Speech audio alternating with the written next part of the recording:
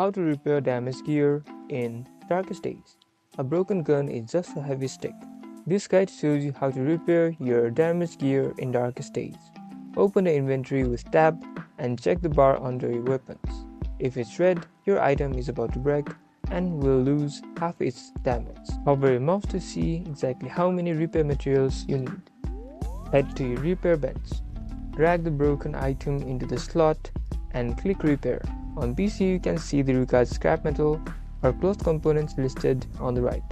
If you have the resources in your storage, it will pull them automatically. If you're stuck in the wild, use a portable toolkit. These are more expensive but allow you to fix your primary weapon without heading back to the base. Always keep one in your 5 hotkey slot for emergencies. Your gear is as good as new. Like and subscribe for more Darkest Days maintenance tips.